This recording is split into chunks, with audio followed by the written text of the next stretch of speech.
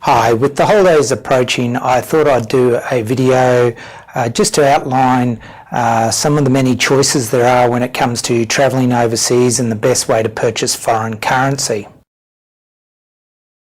As you know, there's a myriad of choices and we've represented some of these on this word cloud. You know, there's many institutions that offer different products. You right from cash, traveller's checks, travel money cards, or sometimes known as prepaid cards, through to credit cards. And even within credit cards, there's many different types of credit cards. There's ones that are focused just on travel, and then there's your average garden variety credit card you use every day in Australia. There are debit cards. There's just a plethora of different options out there. Today I'm just going to go through 4 of the more common methods of travelling and spending foreign currency overseas. Now the 4 main ones that I've chosen, and there are others, but these are the main ones that most people use. They are cash, traveller's checks, travel money cards, which also some people refer to as prepaid debit cards, and then there are your normal credit cards or also debit cards. So let me take you through the pros and cons of using each one of these. Okay, the first one is traveller's checks, and look, this is becoming a bit of a dinosaur, but I thought I'd just mention it. It's more secure than carrying cash. It's not accepted everywhere though, and exchange rates tend to be quite uncompetitive when you compare them to travel money cards or debit cards. And they're certainly become an older method for travelling, and therefore they're less and less likely to be accepted at many places you might travel throughout the world. Cash obviously is the old and true method. It's almost universally accepted. Please note, you know, like for hotels and things like that, you will need a credit card or a debit card or something along those lines.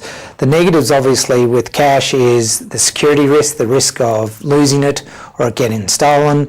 It's also inconvenient to carry large amounts, and also with cash it can be expensive to purchase, especially if you go through a travel exchange, although these days you can get reasonably competitive rates through just a normal bank. The next one is travel money cards. These involve pre-purchasing, and I emphasise that, pre-purchasing foreign currency, and you put it on a debit card from a bank or some other provider, example Qantas or Virgin. These are becoming more and more popular, and again with anything there's pros and cons to these. One of the biggest pros is that you can lock in favourable foreign exchange rates before you leave, rather than just accepting what you get when you're overseas, which may be unfavourable.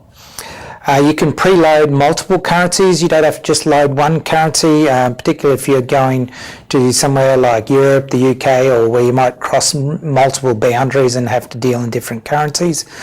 They're more secure than carrying cash because they've got a PIN or they need a signature.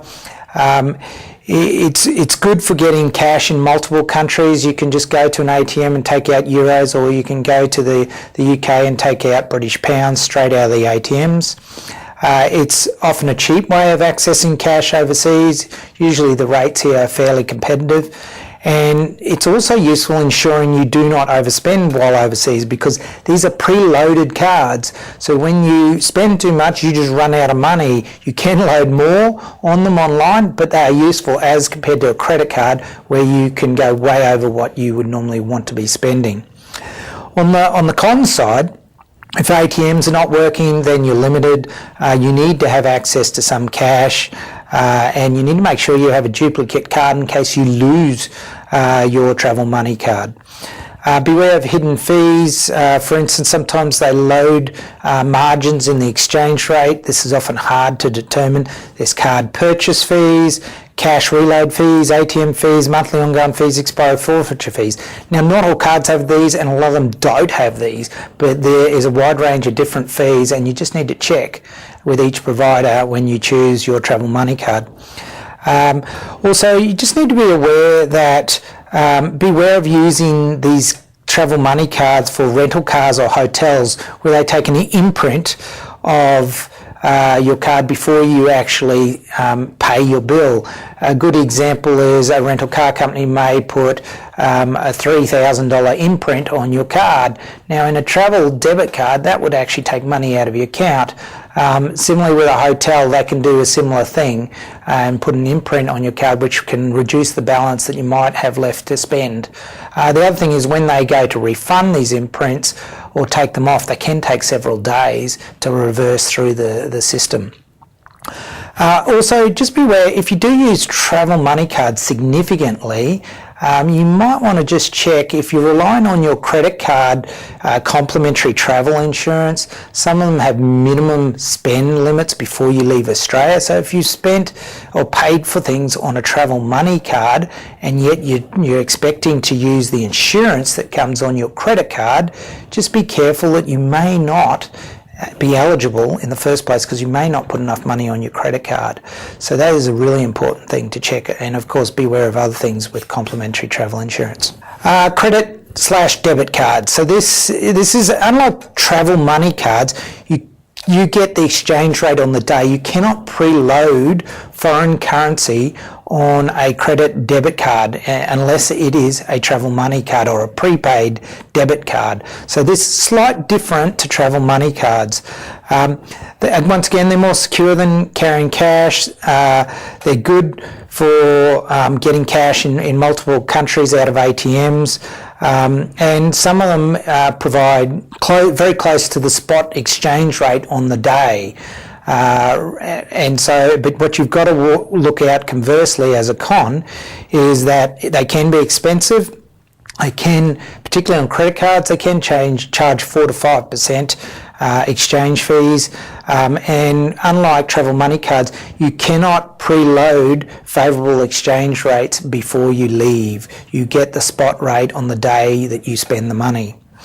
You also need to be careful if you withdraw cash out of an ATM. It could be expensive if it's treated as a cash advance, for instance on a credit card. Obviously using a debit card is different, it's just withdrawing money out of your bank account. But again, you just need to be aware of ATM fees. If you use a credit card, one of the advantages, you may be able to access complimentary travel insurance, so that's also useful. So look, overall my tips for travelling, and look, there's many different variations of this, but first thing is it's still useful always to take some cash for at least the first 24 hours so that you can buy some food in the airport on arrival or pay for a taxi. You just need to get through that initial period until you can get to an ATM if you're using a prepaid money travel card. I'd also suggest using a mix of the travel money cards and or credit debit cards. Particularly you will still probably need a credit card for hotel or rental cars, as I mentioned previously. Travel money / prepaid cards are useful if you would like to lock in a favourable exchange rate before leaving Australia. So they're probably the key 3 tips. So look, overall, I hope you found this useful. Certainly there's a lot when it comes to travelling overseas and spending foreign currency, and I hope this just provided a short summary of some key points. As ever, if you want any further information, please feel free to contact us, but thank you for watching. Cheers and bye for now.